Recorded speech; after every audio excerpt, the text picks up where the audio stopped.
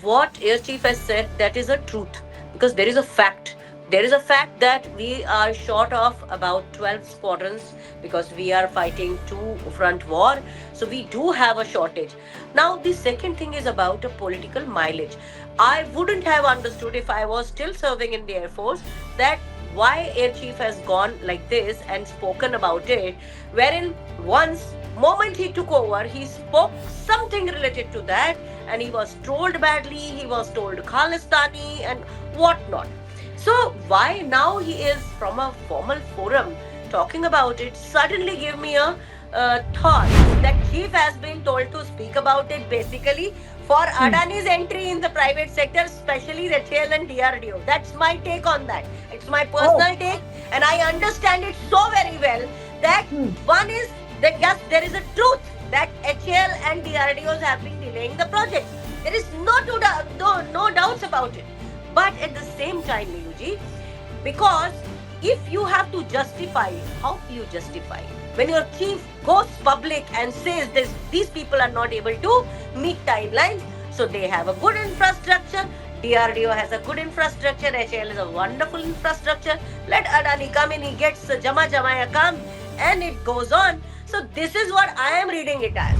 When the private partners like Adani, supposedly, if Adani gains the entry into this defense sector, into manufacturing, designing, development, what happens to HAL? What happens to DRDO? What are they going to do? Are they going to become monumental pieces to be decorated in the museum then? What happens? The people who have been there, they first of all, employment will go. And secondly, they have really HAL and DRDOs have enjoyed great perks over the years. Honestly, in any socialist country, this becomes a problem because you can't chuck them out from their jobs. That is true. But at the same time, Adani will fix lesser wages, lesser remunerations. That will happen. And then the job will happen, but at the same time, they will not hire as many people.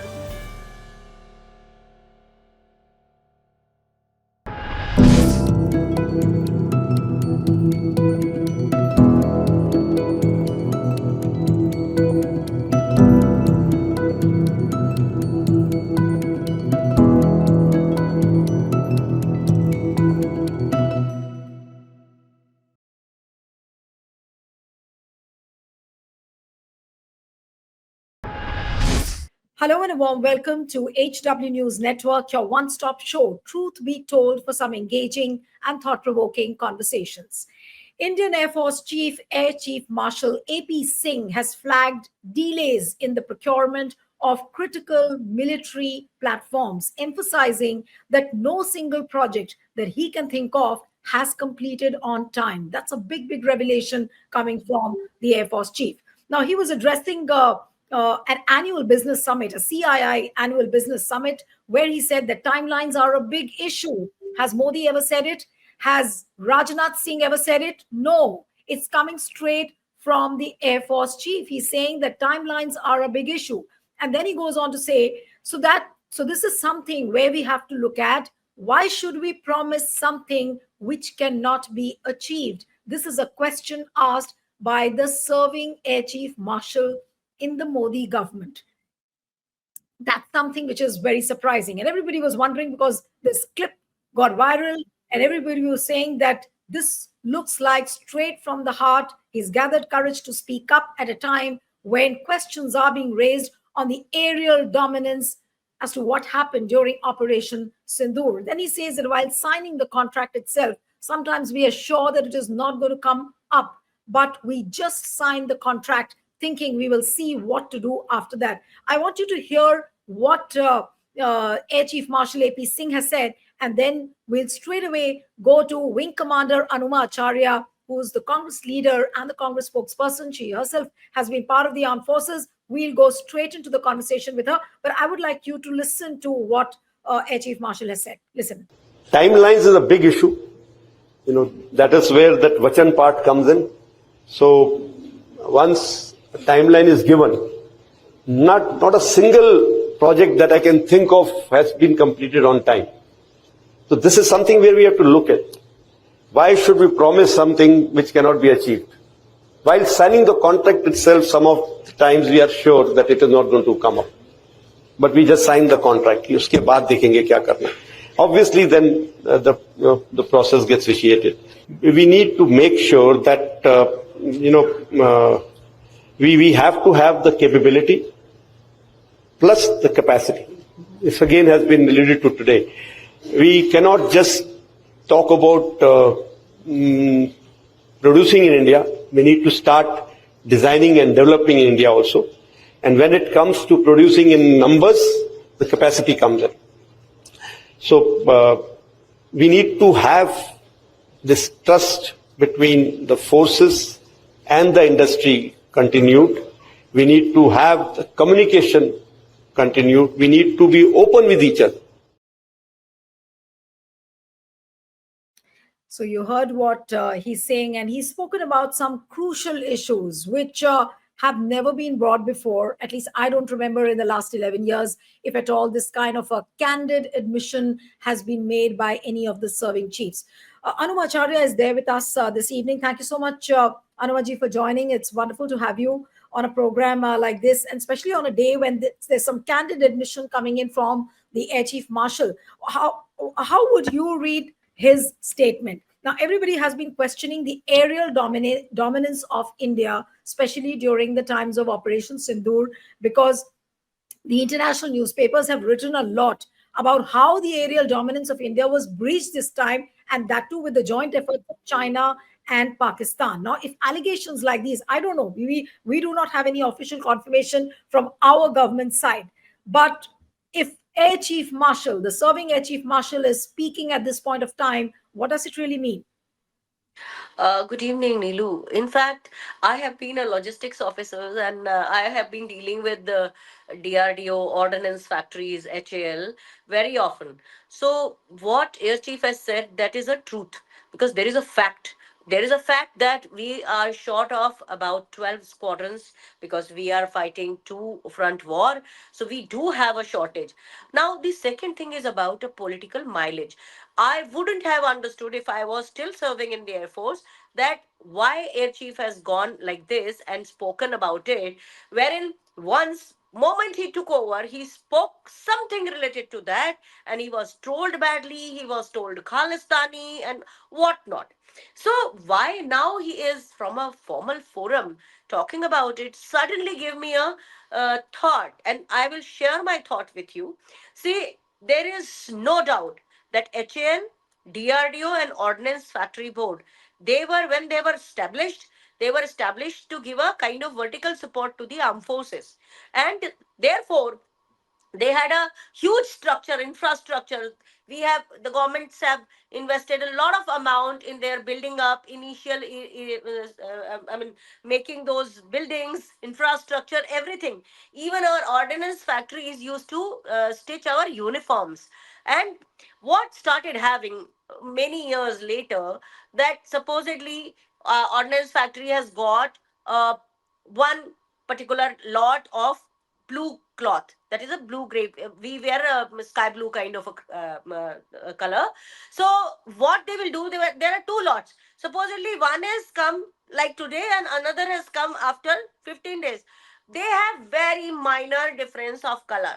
So what they will do, the front portion will be of one and the this your shoulder and other arms will be something else. So this kind of problem started having. Now what we have seen a few years ago, that ordnance factory board have been kind of privatized, because this is a problem which armed forces are facing. There is no doubt about it that we are facing this kind of a problem with HAL. We are facing such kind of problem with DRDO. They have huge setup, but their deliveries have been like DRDO. If you know, there was a study 2 years ago in which they said out of 55 projects DRDO has undertaken, 23 have been delayed and the project cost was increased phenomenally. So these are all truth.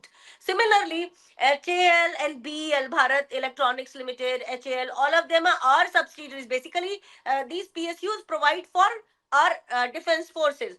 But But what I want to understand from you, Anumaji, is that why do you think that Air Chief Marshal spoke about this issue at this point of time? And everybody is relating it to the simple fact that, somewhere down the line, it seems that, the aerial preparedness of our armed forces is not up to the mark. Is that the impression you also get after listening to him? No, I am not getting that impression. I am so sure about it that chief has been told to speak about it basically for Hmm. Adani's entry in the private sector, especially the HAL and DRDO. That's my take on that. It's my Oh. personal take, and I understand it so very well that Hmm. one is that yes, there is a truth that HAL and DRDOs have been delaying the projects. There is no doubts about it.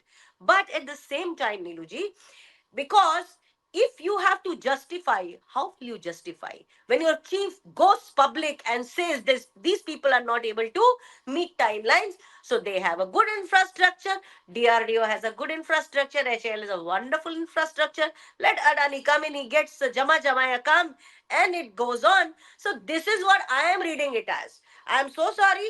I understand that HAL and BEL and also DRDO and also ordnance factories have been delaying, have No, been so uh, that this is a big, big interpretation you have given, because everybody is reading it as if he's trying to expose the government.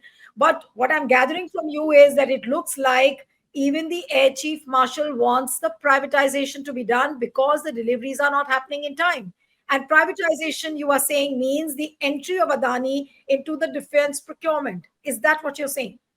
I'm saying that. In fact, what has happened is delays tactics of HAL and DRDOs and all these these PSUs have been a matter of concern for a very long time. They would also delay the bills clearance and all. There was a huge problem. So what we did, the Air Force, the Armed Forces, we have integrated some private players with HAL so that there is some kind of integrity, and of course the efficiency will come in, but it did not give desired results. So now, when my air chief says that what he is saying is a truth, what he is saying, we have problems in our inventory, we don't have sufficient aircrafts. Tejas project is way back, it started in 80s, and still because of sometimes for Kaveri engine, sometimes because of something. Now this time 84 aircrafts have been signed by HAL to the Air Force. What they did, they have not supplied. March 24 No, onwards, no, the but first when lot he was due. says, and I'm quoting a particular line where he says that why should we promise something which cannot be achieved? This is, he's speaking to whom at this point of time when he says that why should we promise when we cannot deliver? Is he telling the prime minister? Is he telling the Raksha Mantri? Or is he telling the manufacturers or the private? I mean, I'm not able to gather that. Okay, I am telling you, he is telling this to HAL and DRDO. He is telling this to our PSUs. He is not Okay. telling this to Raksha Mantri. He is not telling this to Prime Minister. He is clearly telling this to HAL and DRDO, no one else, because they have promised a delivery from March 2024, which has not yet started, 84 aircrafts. Similarly, there have been huge project delays every time. And I remember when I went in 2000 to Bangalore, HAL Bangalore, I was told, we were in a group of students, basically the trainee flight lieutenants. We were told next year onwards the Tejas is going to fly. After that, it is still today the Tejas is not flying, and their whatever Tejas offers, that aerodynamics that has delta wing, that is now a redundant technology. So even if you get it, I would not say redundant, but it is not in thing these days. It is not the main advanced technology. So whatever air chief has said, and he said with confidence, you should not fail in understanding. Then he is telling this to DRDO, he is telling this to HL, he is telling it to all PSUs, so that at the end of the day, actually I am telling you, even there was any government, they would have invited private partners, but here we know only one private partner comes, because any other government would have invited a proper tender, would have invited somebody who has an experience in this field. But here, because When the NDTV is private also, partners, when the private partners like Adani, supposedly, if Adani gains the entry into this defense sector, into manufacturing, designing, development, what happens to HAL? What happens to DRDO? What are they going to do? Are they going to become monumental pieces to be decorated in the museum then? What happens? people who have been there, they first of all employment will go. And secondly, they have really HAL and DRDOs have enjoyed great perks over the years. Honestly, in any socialist country, this becomes a problem because you can't chuck them out from their jobs. That is true. But at the same time, Adani will fix lesser wages, lesser remunerations. That will happen. And then the job will happen, but at the same time, they will not hire as many people. So we can see like PSUs have been there, and we had always been very proud of our PSUs. But our PSUs over the period of time, they have shown a very lethargic attitude. So that is where the truth is that. But at the same time, how we are. No, there could be another way of interpreting that. Is he trying to give up a wake up call to the PSUs that, look, boss, I've spoken at a summit like this. You better wake up. You better bring in speed. Is that the indication? Or it is a clear signal to the government that let's shut shop as far as HAL and DRDO are concerned. Let's bring in the private sector. Or maybe the other interpretation could be that the government has asked him to say this. Raksha Mantri might have asked him to say this. PMO might have. I mean, I'm doing a loud thinking. It's just a loud thinking. Yeah. It could be So anything. I'm so sure. Yeah, he is of course on. Apparently, it shows that he's giving a awakening wake up call to them. But Hmm. honestly speaking, first thing when I heard is this statement, I said, "Oh, now Adani's entry is happening, and Air Chief will speak about it 2 or 3 times. Some different people will also speak who are in of importance, and then it will happen. They will perhaps go for a privatization." Right. So now everybody was misinterpreting it in the morning. Now, like you put it in the perspective, saying that it has got to do with the privatization bit, it has got to do with the entry of Adani. Now, if it has got to do with the entry of Adani, what is Adani going to do? What is the kind of responsibility he's going to be given? Is he going to take up the designing, the development? And here there are questions raised on the aerial preparedness. How well equipped are we as far as the aerial power is concerned? Is he going to get into that?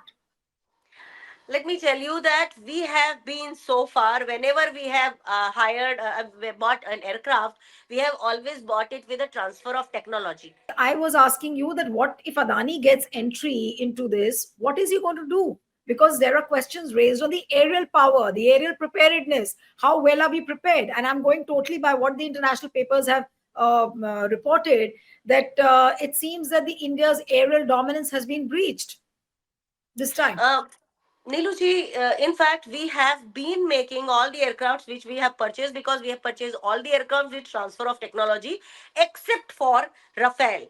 Because always we have been making here the advanced versions of Mirage 2000, Sukhoi 30. Everything was happening in HAL and HAL's various divisions.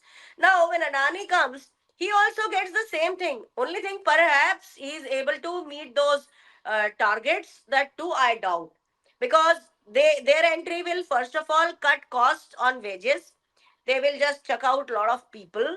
How well they will be able to do that, I cannot guarantee, because now all the silos, when we see the farming, all the silos have been given to Adani, most of them. In Madhya Pradesh I see a lot of them. But what has changed? Nothing has changed, except for Adani has been making more money. No, That is silos, what, because when you say silos, that the silos have been given to Adani, what are those silos you're talking about? no, I'm talking about, see, even in the field of farming, they Hmm. have all these government used to Okay. store warehouses were government's warehouses, Right. FCI and all. Now it has all gone to Adani. Now here, same thing. Every setup is there in HAL. Adani will come.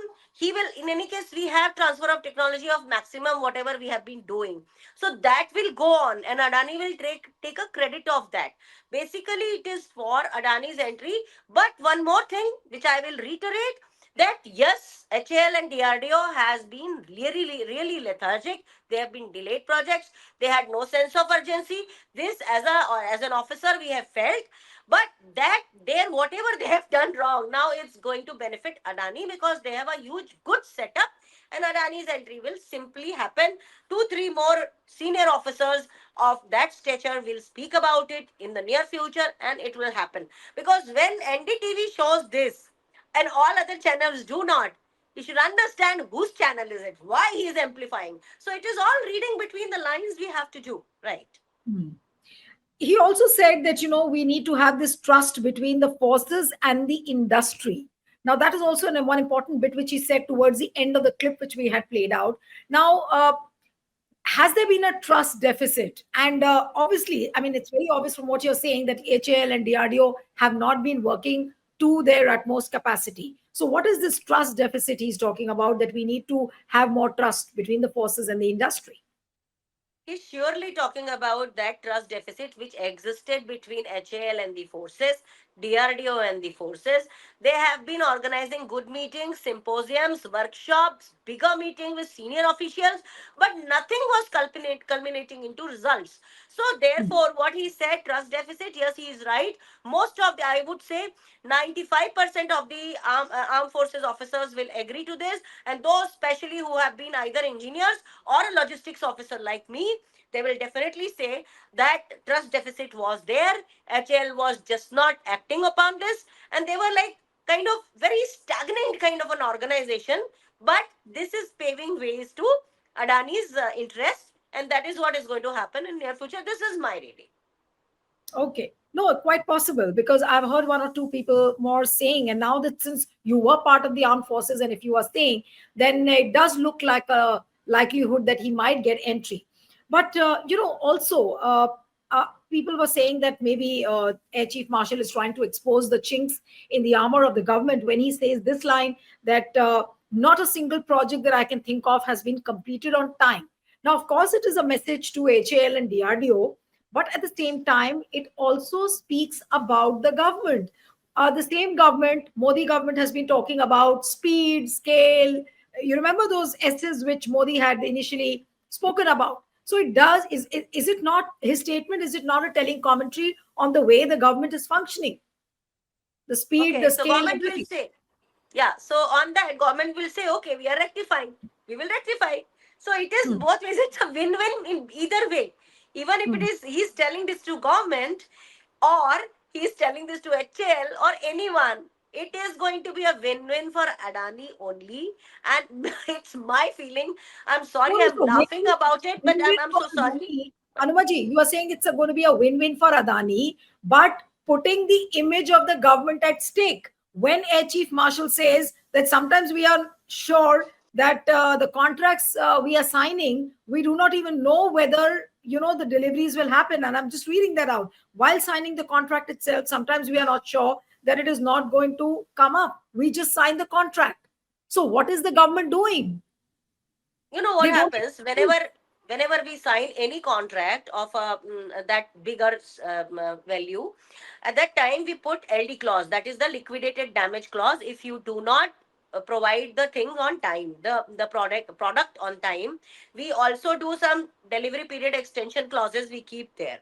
So despite all of it, whenever HL provides us the equipment or instrument, we are supposed to, that is written, underlined and written somewhere, that it's not written anywhere, but we always have to do a delivery period extension to them without levy of LD charges, liquidated damage charges. Most of the time it has happened in all HL products that initially we put liquidated damage on them because of late supplies, and subsequently they take up with the government, they take up with the forces that please exempt these LD charges. So because both are the government organization, from one organization you are giving it to other, the liquidated damage you are levying on the other. So ultimately government also agrees, okay fine, don't give us LD charges, we are waiving it off under the powers of whosoever competent financial authority, whosoever comes in that criteria. So this is what is happening, and government will say fine, you are putting a finger on us that we have not provided, so okay, we are taking corrective actions. So they will take corrective action, and corrective action will be the privatization. It is absolutely, I mean, nobody has to say anything, you can very easily understand it's going to that line.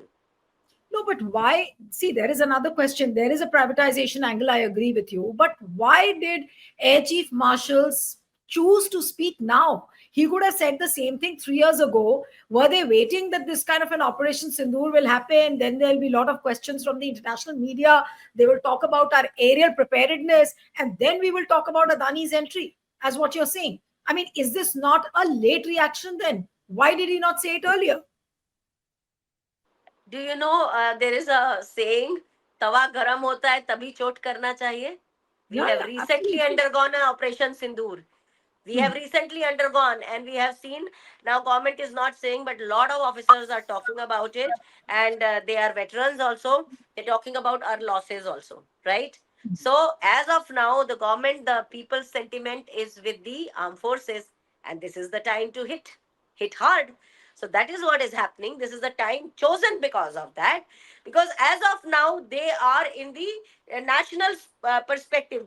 Basically, the entire nation is with the armed forces, with the air force. Everybody is praising the air force. All of this is happening. So this is the right time. They have actually hit at this time only, and whatever they wanted to say, they have made it happen through the chief of the air staff. But does it not raise questions on the government? Forget win-win for Adani. That, too, anyways, the government is trying to oblige them always, and with everything, Adani is given, on a platter. But what kind of a commentary is it on the functioning of the government, especially the defense ministry? What is defense minister doing if he's not seeing the contracts are not happening in time? If the design and development is not happening, what is the defense minister doing? Have they blindfolded themselves?